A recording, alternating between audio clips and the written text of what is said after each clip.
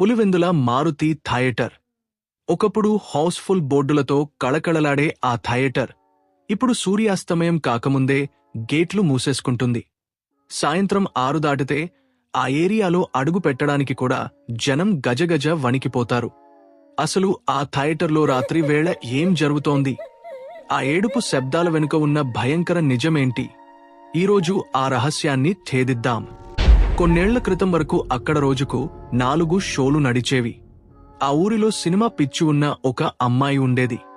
Cinema అంటే ప్రాణమిచ్చే తను ఆ కాలంలో ఆడవాళ్లు వెళ్లడానికి భయపడే సెకండ్ షోకి ఒంటరిగా వెళ్ళింది. కాని దురదృష్టవశాత్తు ముగాళ్ల రూపంలో ఉన్న కొందరు ఆమెపై అఘాయిత్యం చేసి అదే థియేటర్లో ప్రాణం తీశారు. ఒక నిండు ప్రాణం వెండితెర సాక్షిగా అర్ధాంతరంగా ముగిసిపోయింది. అప్పటినుండి ఆ థియేటర్లో వింతలు మొదలయ్యాయి. రాత్రిపూట ఖాళీ థియేటర్లో ఎవరో ఏడుస్తున్నట్లు, స్క్రీన్ ముందు ఎవరో నడుస్తున్నట్లు వార్తలు గుప్పుమన్నాయి. భయంతో థియేటర్ యజమాని షోలు తగ్గించేశాడు.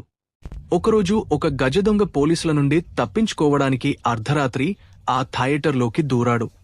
మద్యం మత్తులో ఉన్న అతనికి థియేటర్ మూల నుండి ఒక అమ్మాయి ఏడుస్తున్న శబ్దం వినిపించింది. మత్తులో భయం తెలియని అతను దగ్గరకు వెళ్లి, "ఎవరు నువ్వు? ఈ టైంలో ఇక్కడ ఏం చేస్తున్నావ్?" అని అడిగాడు. ఆ అమ్మాయి తలదించుకుని తను ఎదుర్కొన్న ఘోరాన్ని కన్నీళ్లతో వివరించింది. "నా బాధ వినేవారు లేక ఇన్నాళ్లు ఇక్కడే ఉండిపోయాను" అని ఆమె అంటుంటే ఆ దొంగ నోటికొచ్చినట్లు వాగాడు. ఒక్కసారిగా ఆమె తల ఎత్తింది. మద్యం మత్తులో ఉన్న అతని గుండె ఆగిపోయినంత పని అయింది. ఆమె ముఖం కుళ్ళిపోయి కళ్ళు రక్తవర్ణంలో భయంకరంగా ఉన్నాయి. ఆ దెబ్బకు అతను అక్కడే స్పృహ తప్పి పడిపోయాడు. మరుసటి రోజు పోలీసులు అతన్ని విచారించగా జరిగిన విషయం చెప్పాడు.